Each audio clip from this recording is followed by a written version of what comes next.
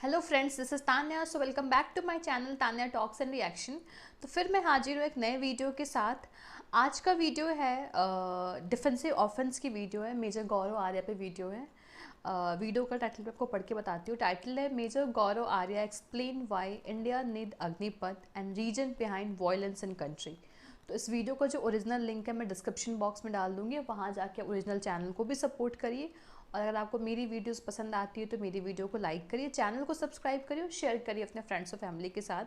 और फ्रेंड्स, पूरी वीडियो देखते हैं, कंप्लीट बड़ी वीडियो, तो इसको हम 2 पार्ट में देखेंगे। तो पार्ट 1 अभी करते हैं, पार्ट 1 इसके बाद आएगा। तो चलिए पूरी वीडियो देखते हैं, फिर देखने के बाद आपसे बातें करेंगे। So friend, let's start watching the video.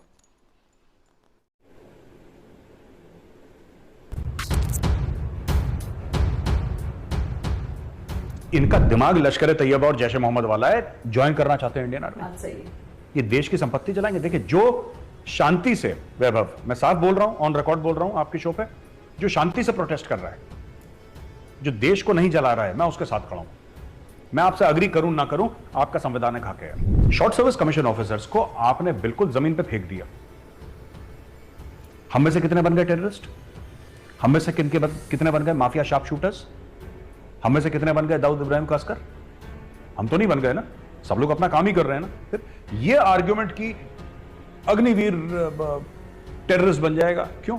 मुझे एक बात समझ में नहीं आती, इसमें राजनीतिक पार्टी क्यों? इनको हर जगह कुछ ना कुछ करना है, हर जगह कुछ ना कुछ करना है, हर चीज में, कि अग्निपथ स्कीम बुरी है। अरे फौज को चलाना दो ना, फौज को जो चलाना है।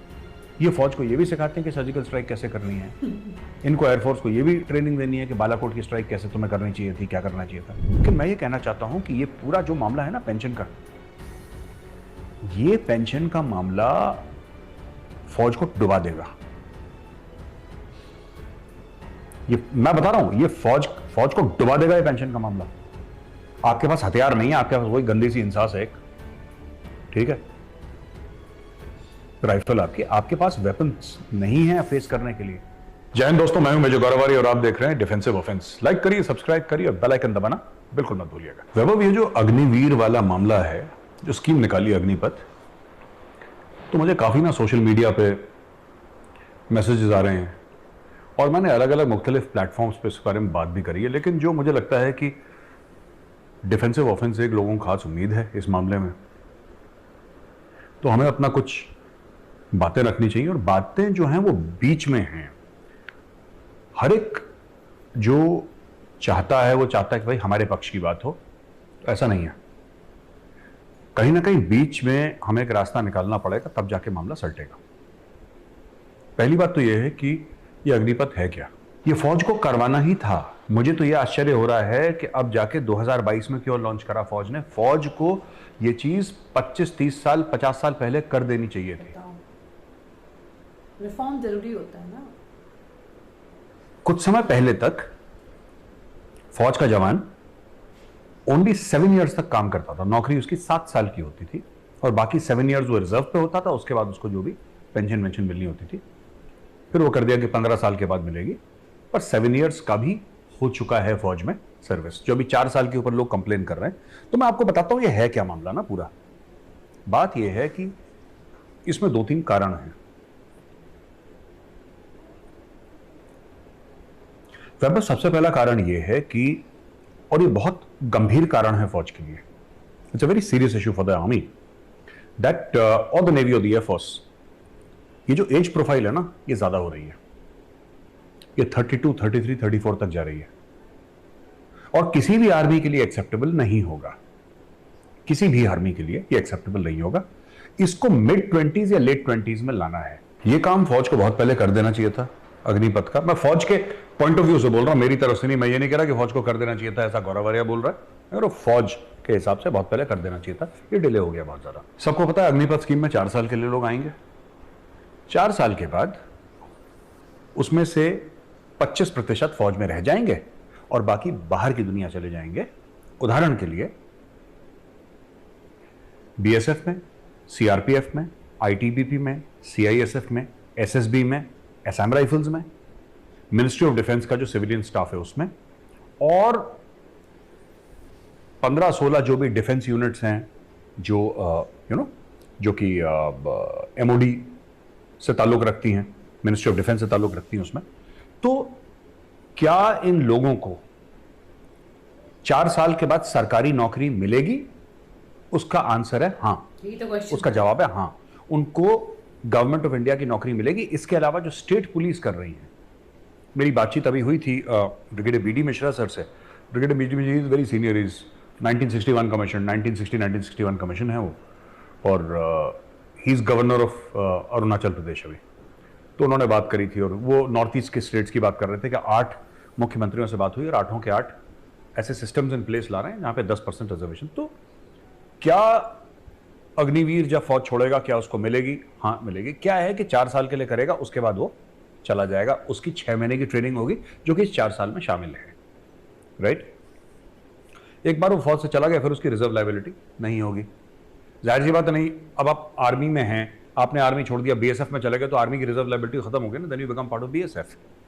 Reserve liability is only applicable when you are in the civil street, जब आप बाहर हैं, सिविलियन हैं।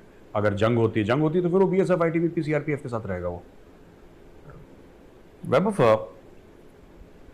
फौज को क्यों करना था, मैंने आपको बताया कि एक तो बड़ी बात हो गई कि फौज को एज प्रोफाइल कम करना है। दूसरा एक बहुत बड़ा टेंशन ये है ना कि पिछले साल हमें ये सब तो पता है कि हमारा 75 अरब डॉलर का एक बजट है, डिफेंस बजट, जिसमें कि करीब 65% सैलरी और पेंशन के लिए जाता है। ये सबको स्टोरी पता है। जो स्टोरी लोगों को नहीं पता है वो ये चीज है कि बड़े स्ट्रेंजली, बड़ी अजीब सी बात है कि हमारा पेंशन बिल हमारी सैलरी बिल से ऊपर है। अगर हमारा सैलरी बिल 100 है तो पेंशन बिल 125 है। ऐसा होना नहीं चाहिए, पर ऐसा हो गया क्योंकि भाई अंग्रेजों के टाइम से एक नीति चली आ रही थी कि आप इतना साल करिए, जीवन भर पेंशन। रिफॉर्म जरूरी है। अब फौज ये कह रही है कि यार हम पेंशन दें, नए लोग को हायर करें, हम तनख्वाहें दें, हम नए नए हथियार खरीदें, एज प्रोफाइल ठीक करें, ठीक है। तो एक तो ये बात हो गई। तीसरी चीज ये है कि याद है 2-3 साल पहले से या 4-5 साल पहले से काफी सोशल मीडिया पे और मेन स्ट्रीम मीडिया में चल रहा है कि हर एक भारतवासी को कम से कम 2 साल तो फौज में रहना ही चाहिए। आपने भी सुना होगा, सब लोगों ने, हम सब ने देखा कि नहीं फौज में जाना चाहिए, तभी जाके डिसिप्लिन आएगा, तभी जाके डिसिप्लिन आएगा। अब कर दिया अग्निपथ तो फिर उसमें भी प्रॉब्लम है। यही तो है, आओ फौज में ज्वाइन करो। हर एक भारतवासी को खुला मौका है, आप आइए ज्वाइन करिए, जो सेलेक्ट हो गया सेलेक्ट हो गया। और लिमिटेड वैकेंसीज है, ऑब्वियसली आप करोड़ों की फौज थोड़ा ना कर सकते हैं, पर जो भी है आप आइए। अच्छा, इसमें कई वेटरन्स ने कुछ उनके रिजर्वेशंस हैं, और जाहिर सी बात है जो यार वैभव जो इतने साल किसी ऑर्गेनाइजेशन को देगा, उसका परिवार उसके साथ वो बलिदान देगा, and you know this is a huge sacrifice. You know लोग ना कई साल दर साल परिवार, लोगों ने अपने बच्चों को बढ़ते हुए नहीं देखा यार फौज में। मैं आपको बताता हूँ, ये एटलीस्ट आर्मी की सच्चाई तो है। Navy and air force are still, navy में भी थोड़ा सा होता है, they sail for elongated period but they come back. Army में you know you get posted to places which you can't find on the map. यार नक्शे में वो जगह मिलती नहीं है, तो फौज में थोड़ा सा ज्यादा है ये, being away from the family, and this is also sacrifice. You know किसी बाप को बोलिए कि अब आप अपने बच्चों को 10 महीने के बाद देखेंगे, सारा काम फोन पे ही चल रहा है। हाँ बेटा कैसा है स्कूल में, 10 चीजें होती हैं, फर्ज होता है किसी का। तो army I think in these terms sacrifices more. तो जब एक ऐसे माहौल में आप पले बड़े हैं और आपने 20-30-40 साल से यही माहौल देखा है, तो कोई भी प्रॉब्लम होती है या कोई भी आपको लगता है कि कोई सरकार कोई नीति लेकर आई है, तो उसमें एक रिएक्शन होता है, ये जाहिर सी बात है। और ये रिएक्शन ना, चाहे वेटरन सपोर्ट करें या वेटरन सपोर्ट ना करें, मुझे ऐसा लगता है कि लोग तभी बोलते हैं जब प्यार करते हैं, लोग तभी बोलते हैं जब उनको मोहब्बत होती है। Obviously. वरना वेटरन्स को तो पेंशन मिल रही है, उनको क्या लेने देना, उनको क्या मतलब है अग्निपथ से। कल वो बोले ठीक है यार तुम अग्निपथ 4 साल का करो, 4 महीने का करो, हमारी वजह से। पर ऐसा नहीं है, प्यार है फौज से, प्यार है देश से, इसलिए बोलेंगे और इसलिए अपनी जो राय है उसका इजहार भी करेंगे, ये जाहिर सी बात है। They come from a place of immense love and that is all that I want to say. Now 2-3 खदशात हैं, 2-3 ऐसी बातें हैं जो उनको लगा कि गलत है। पहली बात तो ये कि लोग क्या करेंगे 4 साल के बाद। मुझे ऐसा लगता है कि ये सरकार ने अब क्लियर कर दिया कि क्या करेंगे 4 साल के बाद। और अग्निपथ की स्कीम रोल बैक भी नहीं होने वाली, ये भी बात बिल्कुल क्लियर है। सरकार ने साफ कर दिया कि साहब अग्निपथ की स्कीम जो है वो रोल बैक बिल्कुल नहीं होगी, कुछ हो जाए ये रोल बैक नहीं होगी। ठीक है। तीसरी चीज है वैभव, ये बोला गया कि साहब ये जो फौजी हैं, ये जो लोग हैं, ये जो अग्निवीर हैं, ये लड़ नहीं पाएंगे और इनके बस का कुछ नहीं होगा और सिर्फ 4 साल करी है और इनमें ना वो बॉन्डिंग नहीं होगी। राइट। मुझे नहीं लगता कि ये बात है, क्योंकि ना हमें फौज के रेजिमेंटल सिस्टम्स को, रेजिमेंटेशन को हमें रिस्पेक्ट करना चाहिए, ऐसी बात नहीं है। और मैं कई बार बोल चुका हूं, अगर आपका कोई फौजी दोस्त है ना, आप उसके साथ 1 महीना कैंटोनमेंट के अंदर रह लीजिए, छोड़िए अग्निवीर, छोड़िए अग्निपथ, छोड़िए ऑल दीज थिंग्स, वो 1 महीना आपकी जिंदगी बदल देगा। फौज है ही ऐसी, वो खून में चली जाती है फौज। सो मुझे ऐसा नहीं लगता कि ऐसा नहीं होगा। और यहां तक कि ये कहना कि साहब ये लोग अगर 4 साल के बाद माफिया ज्वाइन कर लेंगे या कोई उपद्रवी काम करेंगे, टेररिस्ट बन जाएंगे, ये सब, ये भी बात गलत है यार। हमने 5.5 साल नौकरी करी फौज में, हम कौन से टेररिस्ट बन गए यार? दुनिया भर के एसएस ऑफिसर्स हैं, शॉर्ट सर्विस ऑफिसर्स। हमारे समय पे तो 5+5 होता था, 5 साल, फिर 5 साल। जिन्होंने 5 साल के बाद अगर छोड़ा है, आप एक का नाम बता दीजिए शॉर्ट सर्विस कमीशन ऑफिसर्स का, जिसने कि हथियार उठा लिए हो देश के खिलाफ, या कोई चोरी डकैती में पड़ गया हो, या कोई क्रिमिनल एक्टिविटी में पड़ गया हो, शार्प शूटर बन गया हो। भाई ऑफिसर की ट्रेनिंग तो बहुत हाई कैलिबर की होती है जवान से। ऑफिसर की ट्रेनिंग में तो और 10 चीजें सिखाते हैं। ऑफिसर की ट्रेनिंग में तो सिर्फ ऐसा नहीं कि सिर्फ ट्रिगर दबाना, ऑफिसर को तो प्लानिंग करना भी सिखाते हैं। अगर कोई वेटरन, कोई ऑफिसर गलत रास्ते पर चला जाए तो इतना नुकसान पहुंचा सकता है, बिकॉज उसका दिमाग चलता है। देखो यार, ट्रिगर वाली उंगली ना, ये सबकी चलती है, फौज में सबकी चलती है, लेकिन जो दिमाग है, जो बंदा बैठ के प्लान कर सकता है ना, जो प्लान कर सकता है कि तुम यहां से जाओगे, तुम ये करोगे, ये पूरा प्लान और इस तरीके से प्लान, वो ज्यादा खतरनाक होता है, सिर्फ शूटर नहीं। और मुझे नहीं लगता कि आज तक मेरी नॉलेज में एक single short service commission officer नहीं है जिसने ऐसा काम करा है। तो ये कहना कि ये चोरी में पड़ जाएंगे, ये डकैती में पड़ जाएंगे, एंटी सोशल, ये सब मुझे नहीं लगता इन चीजों में दम है। ये मेरी जाती राय है। देखो ये तो आने वाला कल बताएगा, लेकिन मेरी ये जाती राय है कि ऐसा एक बार फौज ने किसी को छू लिया, वो बंदा ना जिंदगी भर के लिए बदल जाता है। That human being changes for life. ये मेरा पर्सनल तजुर्बा है ना। मुझ जैसे टेढ़े को सीधा कर दिया यार फौज ने, एकेडमी के अंदर ना 3 हफ्ते के अंदर सीधा कर दिया गौरव आर्य को। जो लोग कह रहे थे, जिनके माँ बाप कह रहे थे कि ये तो कभी नहीं सुधरेगा, 2-3 हफ्ते के अंदर सेट कर दिया। फौज सेट कर देती है। एक बार फौज के हत्थे को चढ़ गया ना, देन ही इज, वो फौज फिट कर देती है उसको। खैर, ये झगड़ा हो क्यों रहा है? ये जो पूरा मामला है, ये हो क्यों रहा है वैभव? इसकी स्टोरी क्या है? इसकी स्टोरी बड़ी सिंपल है यार।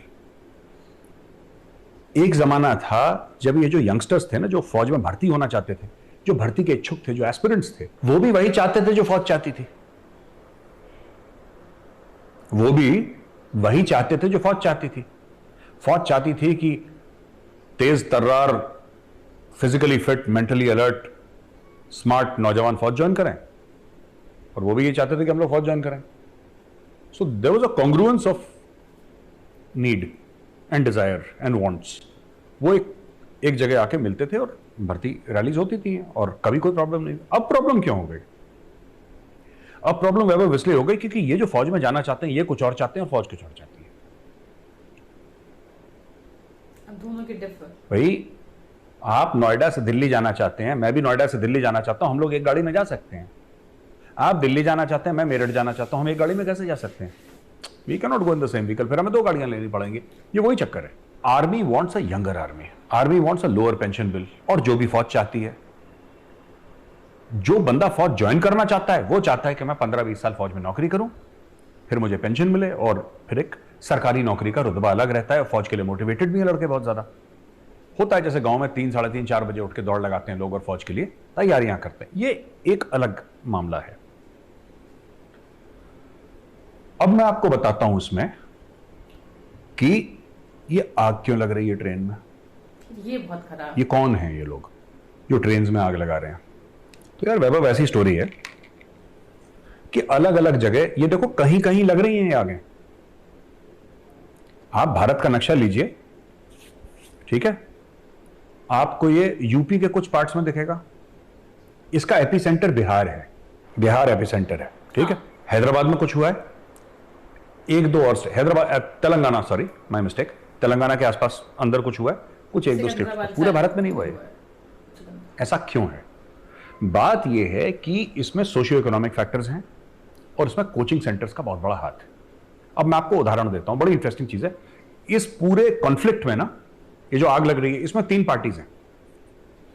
एक तो वो लड़का है जो फौज ज्वाइन करना चाहता है, ठीक है, वो लड़का फौज ज्वाइन करना चाहता है,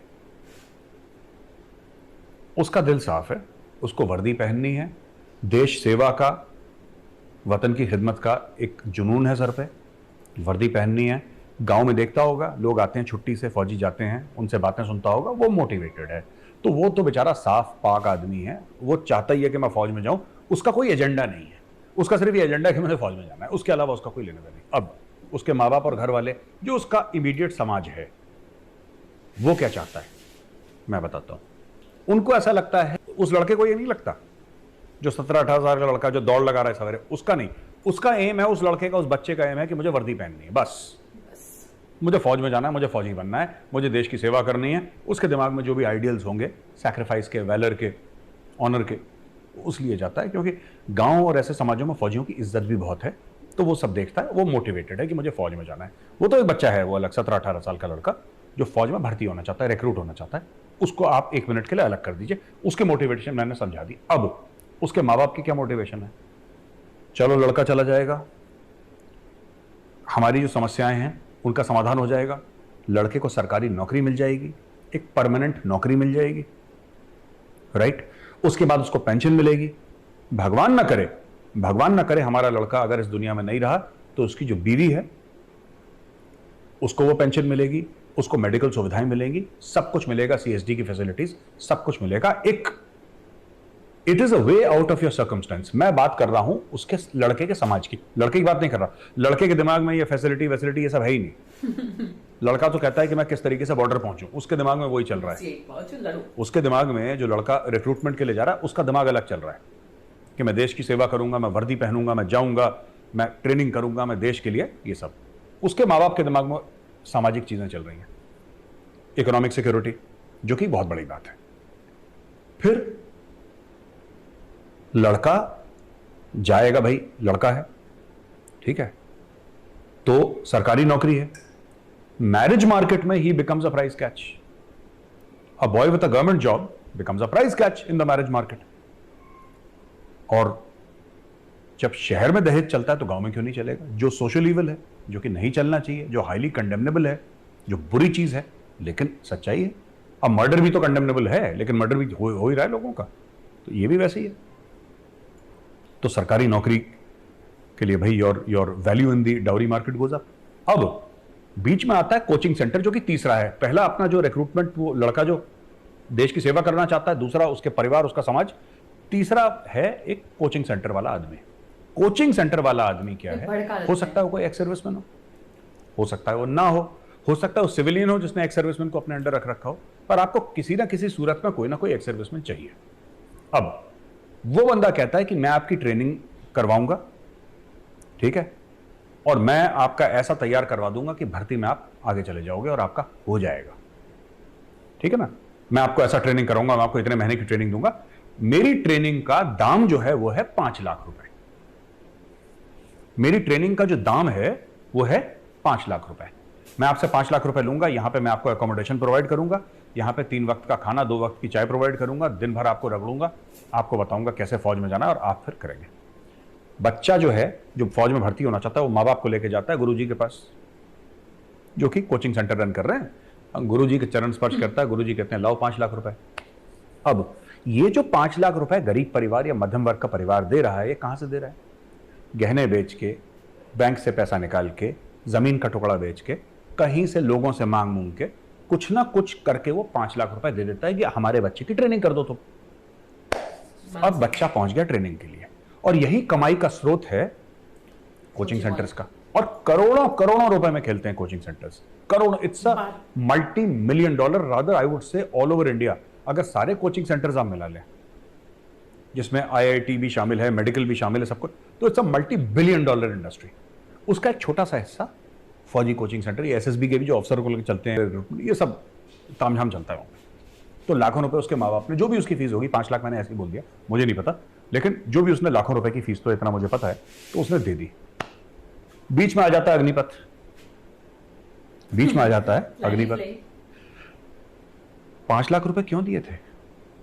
कि इसको एक पक्की सरकारी नौकरी मिलेगी, उसके बाद इसको पेंशन मिलेगी, इसको ये सारे 10 बेनिफिट मिलेंगे सरकार से, आजीवन मिलेंगे जब तक ये दुनिया में है। जब ये दुनिया में नहीं रहेगा, इसकी पत्नी को वो बेनिफिट मिलेंगे। उसके लिए उनका एक, मैं समाज की बात कर रहा हूं, उस बच्चे के समाज की, उस बच्चे के परिवार की, उसका इन्वेस्टमेंट है। अब बीच में सरकार लॉन्च कर देती अग्निपथ, एक सरकार ने छोड़ दी स्कीम अग्निपथ। अग्निपथ के चलते क्या हुआ कि जितने भी कोचिंग सेंटर है, इनका धंधा बंद हो गया।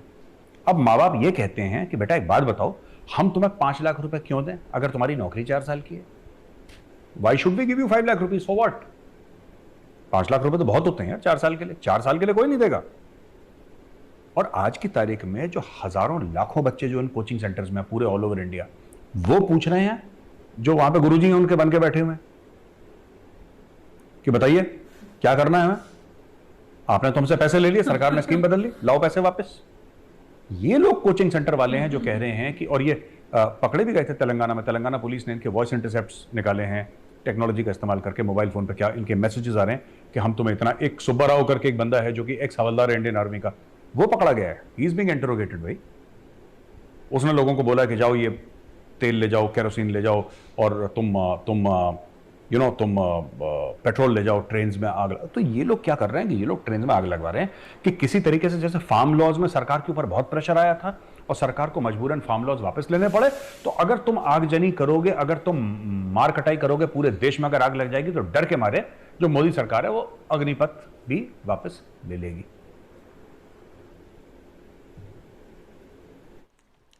तो फ्रेंड्स, वीडियो हुई ख़त्म। हमने वीडियो में देखा कि मतलब जो मेजर गौरव आर्या, वो बहुत ब्लंटली बात करते हैं और हर एक चीज़ पे बहुत फोकस तरीके से बात करते हैं, स्टेप बाय स्टेप बात करते हैं। तो जितना मैंने उनकी वीडियो देखी, वीडियो काफ़ी लंबी थी इसलिए 2 पार्ट में कर दिया।